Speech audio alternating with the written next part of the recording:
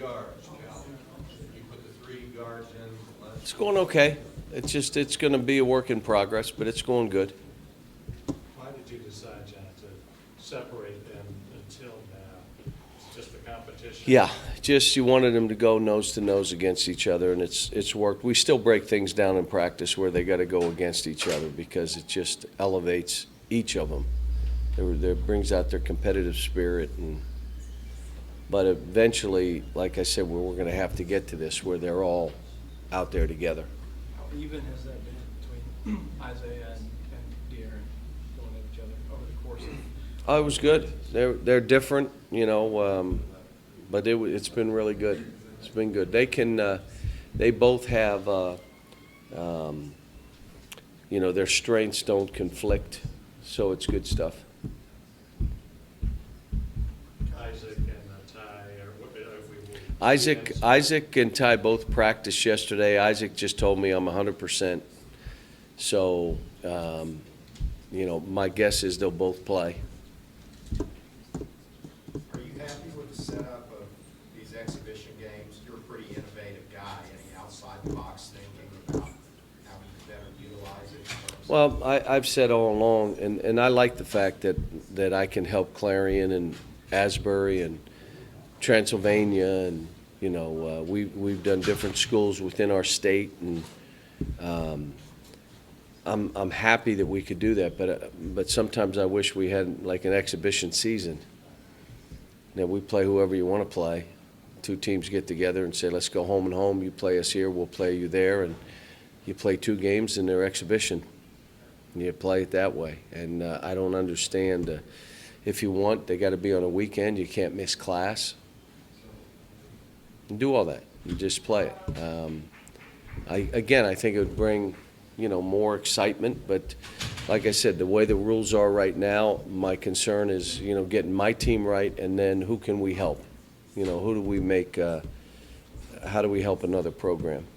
What are you trying to concentrate on right now? What are some of the things that you think, hey, we got to get better right now in this area? This stuff can wait, but right now we need to get better doing this. Playing harder, playing each possession the whole way through. They're not doing it right now.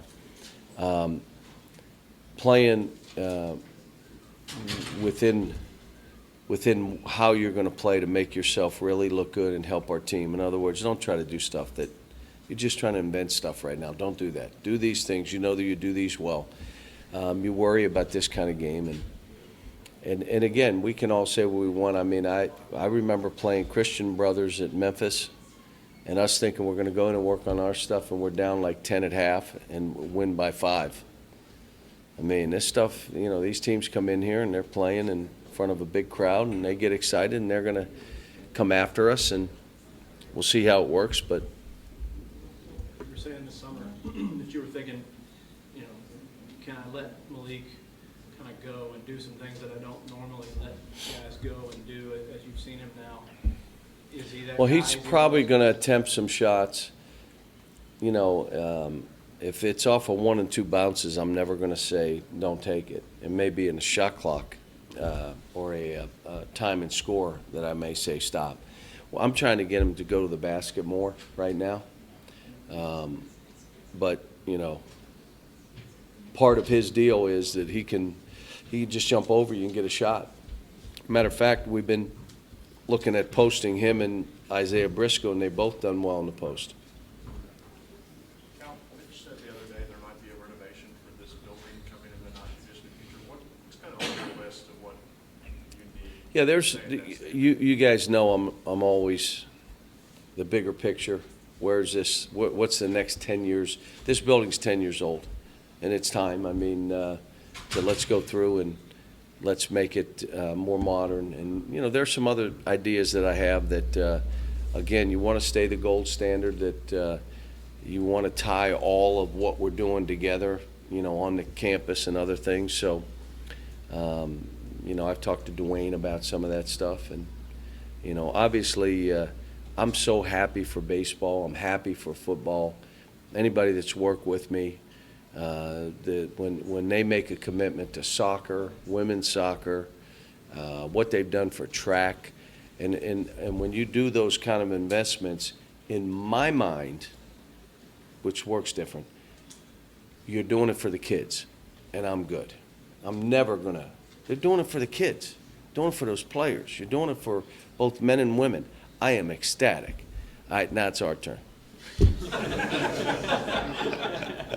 What sort of things could you do with this building to make it more modern? You know, in 10 years ago when this was built, unbelievable, and it's still really good, but when we all grew up, we grew up in houses that were all cut up. The dining room and the living room and this room and now no one wants walls. They want, well, you have to have a weight-bearing wall, and they ask the question, why? I just don't want anything. I want, you walk in the house, and from front to back, you see nothing but everything. You can't do that. But we need to go back and say, okay, now how do we update this? And this is a well-built building. You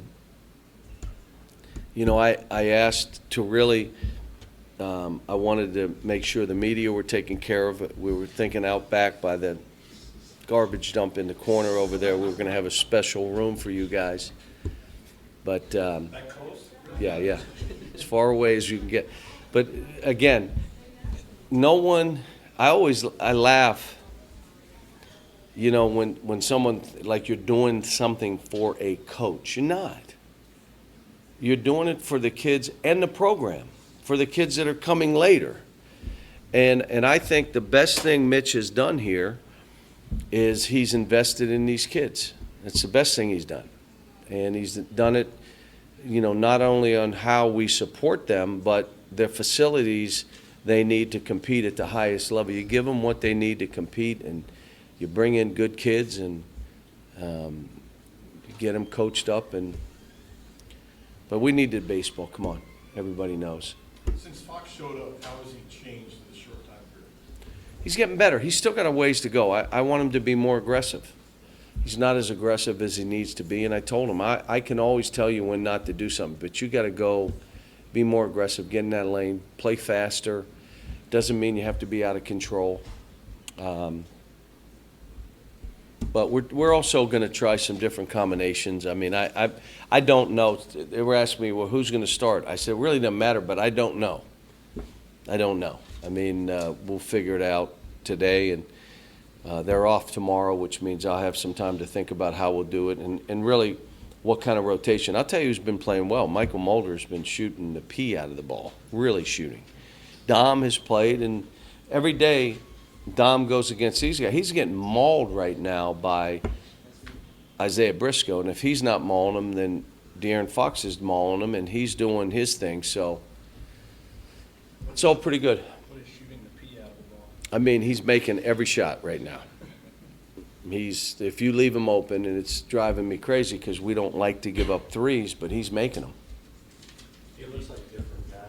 They're bouncier and more. It's usually what happens.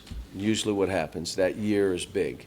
And I don't care, you know, part of it is playing here. The lights and all the stuff that goes with here kind of gets you on your heels. And then you're in everybody's Super Bowl, which puts you on your heels. And all of a sudden you start questioning them how, and it usually takes those kids a year. But he's doing well. Derek has played well. Have you regaled you guys with any stories from your Clarion days? Clarion. It's Clarion, but that's okay. That's okay. Yeah, I had a ball. Seeing if any of the guys that I played with are going to be coming in. My college coach will be here. My high school coach, who went to Clarion, will be here. They're going to bring down some alums and different things, and so a couple of the players, you know. I've been so busy. I called the other day and said, why don't you invite all the guys that I played with, get them down here? And so that was only like 3 days ago. So I'm not sure if they were able to do it, but.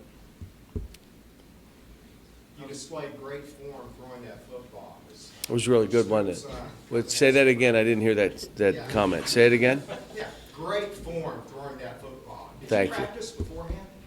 No, I'm just naturally gifted. I mean, the 40-yard dart that I threw over the top, which the kid caught. I don't know who he was.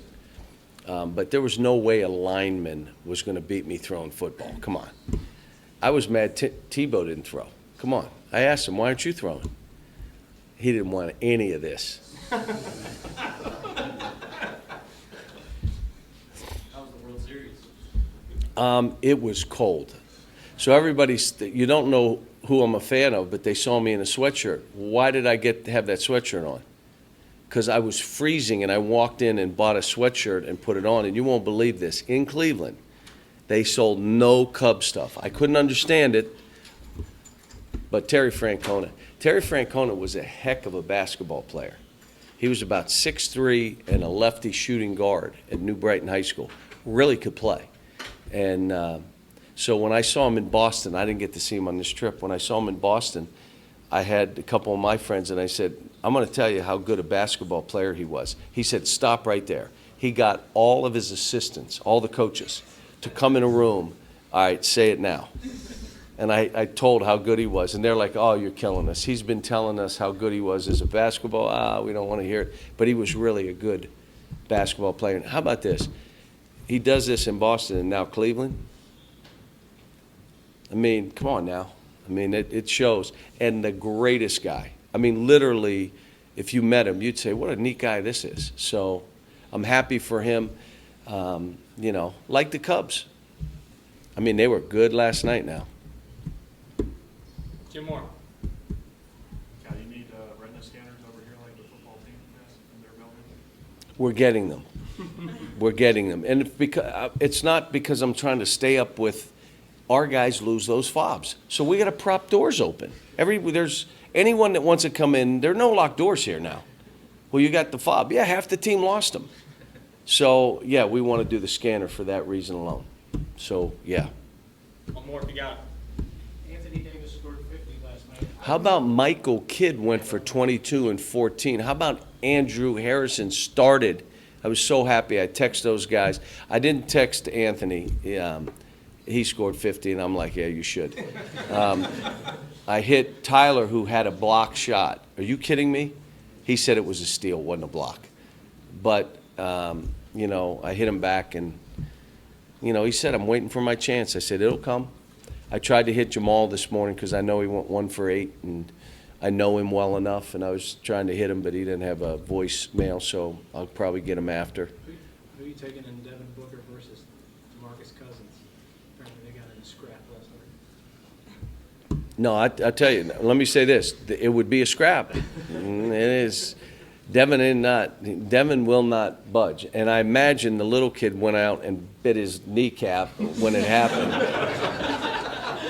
Because those two are absolutely, that's two boys right there. Those two are like 2 peas in a pod, those two. So, but look, we have so many. I get in the morning, and you know what happens. I have a list of all my guys, how they played, if they won, and I'll hit a bunch of them. Some of them I just like knowing, and I get them every morning. So today the list was like this because of all those games. It was like a long list. So All right, thanks, everyone. thanks, guys.